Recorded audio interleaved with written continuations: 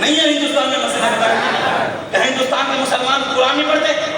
کیا ہندوستان میں مسلمانوں کے پاس گلیاں نہیں ہیں، مکان نہیں ہیں ان کے پاس، گاڑیاں ہیں ان کے پاس؟ کیا ہندوستان کے مسلمان کے پاس درباریں ہیں، مولوی ہیں ان کے پاس، پیر ہیں، سید ہیں، ہر چیز ہے کہ نہیں؟ حج پہ جاتے ہیں ہندوستان کے مسلمان، عمرے پہ جاتے ہیں، آسٹریلیا، دبئی، ملائیشیا، جرمنی، باہر کے ملکوں میں جانے کی بھی ان کو اجازت ہے کہ نہیں ہے؟ جب ہر چیز ہمیں ہندوستان میں مل رہی تھی پاکستان میں کیا کرنے ہیں؟ جب روٹی کپڑا مکان گلیاں نالیاں پکی سڑکیں گاڑیاں مکان مولوی پیر درباریں حج عمرے ہر چیز ہمیں ہندوستان میں مل جو رہی تھی، پھر اتنا نقصان کر کے کیوں آئی ادھر؟ پھر 70,000 نوکروں نے عزتیں کیوں رکھوائیں اور 20 لاکھ مسلمانوں نے قربانیاں پھر کیوں دی؟ اگر ہم یہاں آئے تھے روٹی کے لیے وہ تو وہاں میں نہیں، اگر آئے گاڑیوں کے لیے تو گاڑی مہنگان کتنے کی ہے یہاں پر؟ 12 سے 15 لاکھ، ہندوستان میں 2.5 لاکھ کی ہے، یہ اوپر 12 لاکھ بھرنے آئے تھے ہم۔ یہاں یوریا کھاد جو ہے وہ 2600 3000 کی ہے، وہاں 400 500 روپے کی، یہاں ڈی اے پی 13,000 روپے ہو گئی ہے اور وہاں 1500 روپے کی ہے۔ کیا ہم ان کو ظالموں کو راضی کرنے کے لیے آئے تھے؟ امام موسیٰ کاظم نے کیا فرمایا سنیں، امام موسیٰ کاظم نے فرمایا، آپ فرماتے ہیں کہ جو مسلمان ظالم کو جانتے ہوئے اس کے چہرے کو دیکھ کر خوش ہوتا ہے، ظالم کو جانتے ہوئے اس کے چہرے کو دیکھ کر خوش ہوتا ہے، امام موسیٰ کاظم فرماتے ہیں قیامت والے دن وہ بھی ظالم کے ساتھ جہنم میں ہوگا۔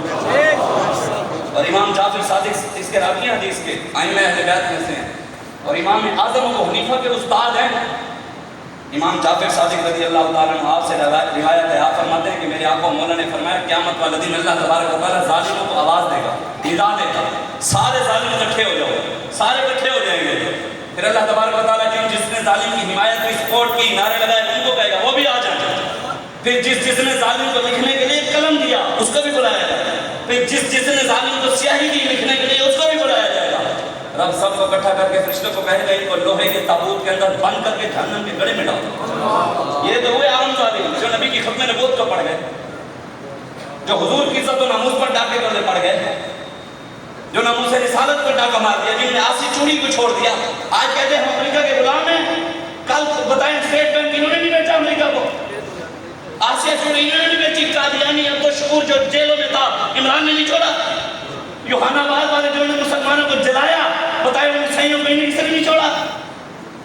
سارے ناموس رسالت کے جو غدار تھے سب کو اسی انہوں نے تو چھوڑا ہے، اور آج یہ کہتے ہیں ہم امریکہ کے غلام ہیں، حالانکہ ہیں ہی ان کے غلام۔ کون سے اردو بنانے کے لیے سارے اردو کے پٹھے اوپر کٹھے ہو گئے ہیں اور ہم بھی بیٹھے ہیں۔ اقبال نے اس لیے دعا کی تھی یا رب دل مسلم کو وہ زندہ تمنا دے جو قلب کو گرما دے روح کو تڑپا دے، محروم تماشا کو پھر دیدہ بینا دے، دیکھا ہے جو کچھ میں نے اوروں کو بھی دکھلا دے، ہم بھٹکے ہوئے آہوں کو پھر سوئے حرم لے چل، اس شہر کے کوکر کو پھر وسعت سہارا دے، اس دور کی ظلمت میں ہر قلب پریشاں کو وہ داغ محبت دے جو چاند کو شرما دے۔ وہ کون سی محبت ہوگی؟ عمران کی محبت سے چاند شرمائے گا، نواز شریف کی محبت سے چاند شرمائے گا، زرداری کی محبت سے چاند شرمائے گا، چاند تو رسول اللہ کی محبت سے شرمائے گا۔ پھر آج ہم کہنا کی طرف کیوں کلمہ حضور کا پڑھتے ہیں نظام کافروں کا۔ میں آپ کو آخری بات سنا کر اجازت، آپ جانتے ہیں تاجدار تصوف لقب کن کا ہے؟ تاجدار تصوف کا لقب کن کا ہے؟ حضرت عبداللہ بن مبارک کا۔ تاجدار تصوف کا لقب حضرت عبداللہ بن مبارک ہے، اور آپ امام اعظم ابو حنیفہ کے شاگرد بھی ہیں، امام بخاری کے استاد ہیں۔ حضرت عبداللہ بن مبارک تاجدار تصوف کے تاجدار کرتے کیا ہیں؟ ہمارے جو بزرگان دین تھے نا ان کا سنیں کیا کرتے تھے۔ حضرت عبداللہ بن مبارک رضی اللہ تعالیٰ عنہ میدان جہاد میں جہاد کر رہے تھے، تو آپ کو ایک شخص نے آ کر کہا، اس نے کہا حضور جیسے آج کل ہمیں کبھی آ کر کہتے ہیں جناب دیکھیں جی اب یہ کیا کر رہے ہیں، ہر وقت روڈوں پہ آ جاتے ہیں، ہر وقت تاجدار ختم نبوت کنارے لگا کر روڈ بند کر دیتے ہیں، یہ کون سا طریقہ ہے، یہ کون سا اسلام ہے؟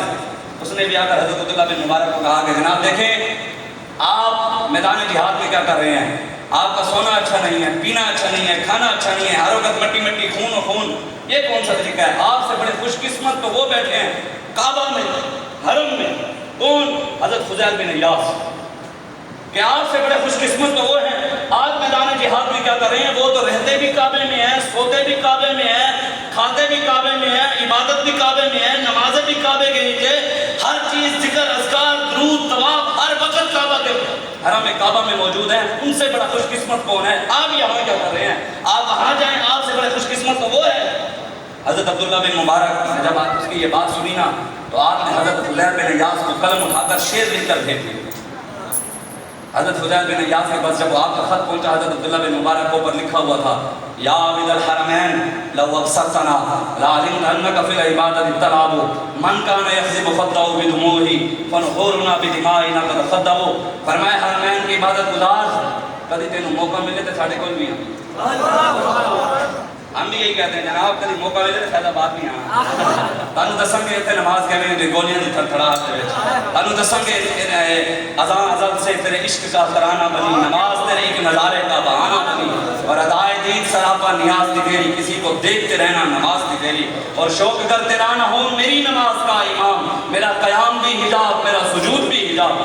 حضرت عبداللہ بن مبارک نے کہا حرمین کی عبادت گزار کبھی آپ کو موقع ملے تو آ کر ہمیں بھی دیکھنا, آپ بھی عبادت کر رہے ہیں کبھی آ کر ہماری عبادت بھی دیکھنا. جب آپ کعبہ چھوڑ کر میدان جہاد میں آ کر ہماری عبادت کو دیکھو گے تو اپنی عبادت کو بچوں کا کھیل سمجھو گے. کیا سمجھو گے؟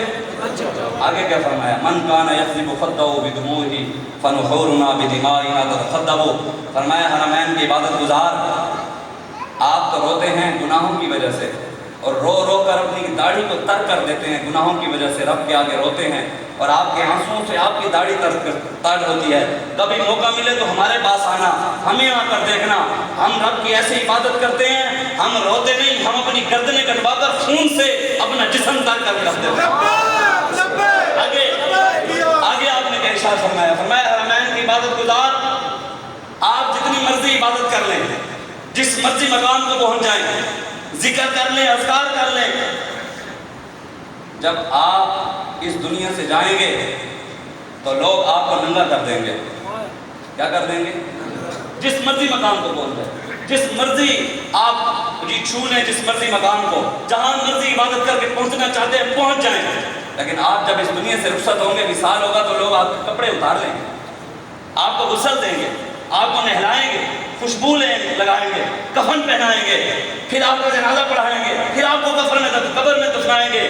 کبھی موقع ملے تو ہمارے پاس بھی آنا, کبھی موقع ملے تو ہمارے پاس بھی آنا.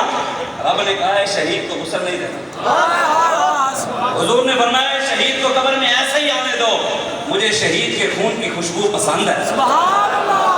آگے کا ارشاد فرمایا. آخری بات حضرت عبداللہ بن مبارک نے حضرت فضیل بن ایاس کو جو نصیحت کی, آپ نے فرمایا جناب آپ حرم کعبہ میں سجدے کر لیں, عمرے کر لیں, حج کر لیں, طواف کر لیں, درود پڑھ لیں, ذکر کر لیں, اذکار کر لیں, اللہ اللہ جو مرضی کر لیں, لیکن جب آپ مریں گے لوگ آپ کو کہیں گے مردہ ہے.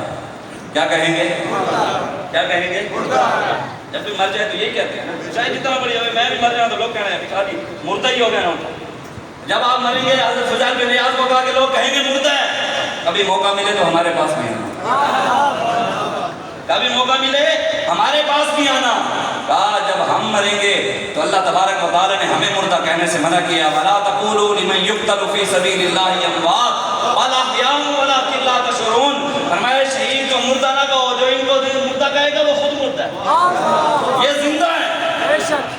تو جب یہ نصیحت آپ نے پڑھی نا تو حضرت فضیل بن ایاس روتے روتے حضرت عبداللہ بن مبارک کے پاس میدان جہاد میں آ گئے, اور آ کر آپ کو ایک حدیث سنائی. فرمایا آپ کی اس بات سے مجھے آج حدیث یاد آ گئی ہے. فرمایا میرے آقا کے پاس ایک صحابی آئے, انہوں نے آ کر کہا کہ یا رسول اللہ مجھے ایک عمل ایسا بتائیں کہ میں مجاہد کے برابر مجھے ثواب مل جائے. تو حضور نے ارشاد فرمایا کیا تمہارے اندر اتنی طاقت ہے کہ ساری زندگی بغیر رکے نمازیں پڑھو؟ فرمایا یا رسول اللہ میں نہیں پڑھ سکتا. بتایا اتنی طاقت ہے کہ ساری زندگی بغیر افطار کیے روزے رکھو؟ فرمایا یا رسول اللہ میں نہیں رکھ سکتا.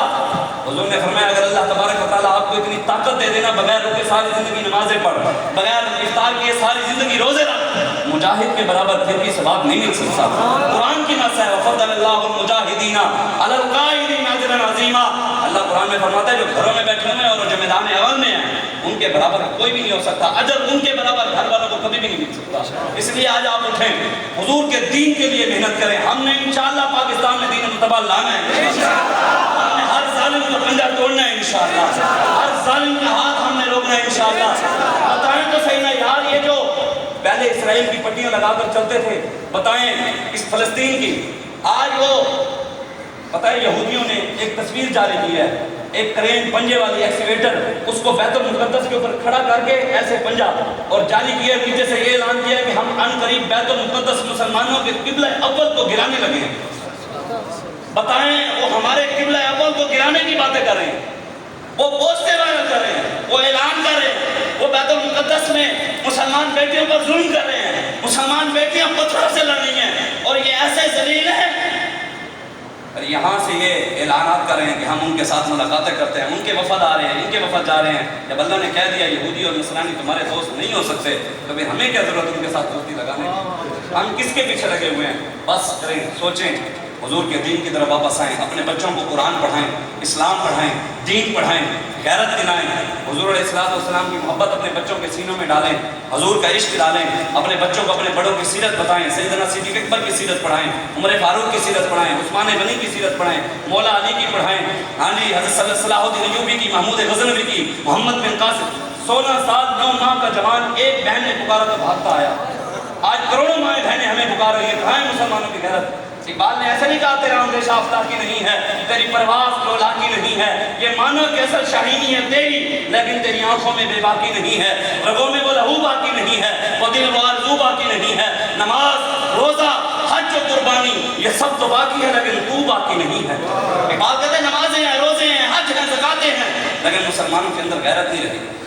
آپ بس کریں، بہت ہو گیا، آج آئیں تحریک لبیک آپ صلی اللہ کا ساتھ دیں اور محنت کرنی ہے ہم نے۔ بس آخری ایک دو منٹ کے اندر بات ختم، محنت کرنی ہے ہم نے۔ آپ نے ہمارا ساتھ دینا ہے کہ نہیں دینا؟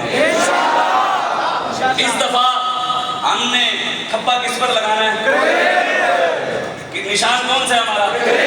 کیڑی کریں؟ ٹنگے والی، ٹنگن والی کریے۔ وہ کہتا ہے نا سوز ایسا دیوان میں ہے، سوز ایسا دیوان میں ہے، غیرت ان کے ایمان میں ہے، ذلیل ہو رہے ہیں کل عدم کہنے والے لبیک اب بھی میدان میں۔ انہوں نے جلسیاں دی، صفائی بھی کریں نہیں کر رہے۔ یہ اللہ تعالیٰ نے تحریک لبیک کو الحمدللہ بابا جی کے خلاف، ہمارا کچھ نہیں ہے اس میں، ہماری کوئی حیثیت ہی نہیں ہے، کوئی اوقات ہی نہیں ہے، یہ سب کچھ بابا جی کا فیضان ہے، یہ ان کی محنت ہے۔ آخر میں یہ نعرے لگائیں گے، 1 منٹ، آخری شعر بابا جی کے لیے۔ وہ کہتے ہیں جنم کچھ نہ ہا کول ساجے، اسلام پلیندہ رہ گئے۔ جب ہمارے پاس کچھ بھی نہیں تھا پھر بھی اسلام نے روٹی دی ہے کہ نہیں دی، عزت دی ہے کہ نہیں دی؟ کہتے ہیں جنم کچھ نہ ہا کول ساجے، اسلام پلیندہ رہ گئے، ہمیں مال گھنو ہمیں عزت گھنو، اسلام اعلان کریندہ رہ گئے۔ جدہ اسلام تے اوکھا وقت ہے ہر کوئی راہ بدلیندہ رہ گئے، قربان تھیوں باب خادم دے لبیک اکھیندہ رہ گئے۔ بابا جی نے ہر وقت لبیک کہا ہے۔ ابھی اندر ایک دو بندے بیٹھے ہوئے ہاتھ نہیں چھوٹتے، انہاں واسطے بھی میں شعر سنا دینا، 2 شعر سنانا، ہم نہیں برداشت کر رہے ہیں دوسرے نے، میں نہیں کیا شاعر نے۔ کہتا ہے رحمت دے سارے سہارے بلے سن، رحمت دے سارے سہارے بلے سن، وگدی ندی دے کنارے بلے سن، اور جتھا بھی لگسی لبیک دنارا حلالی بندے سارے بلے سن۔ یہ بھی سن گئے آدھے منافق دا کوئی سسٹم خراب ہے، منافق دا کوئی سسٹم خراب ہے، یہ سسٹم دی ساری سلیکشن خراب ہے۔ منافق دا کوئی سسٹم خراب ہے، یہ سسٹم دی ساری سلیکشن خراب ہے، اور جڑا لبیک دا نعرہ نہیں لیندہ انہاں دا لگدے پچھو کنیکشن خراب ہے۔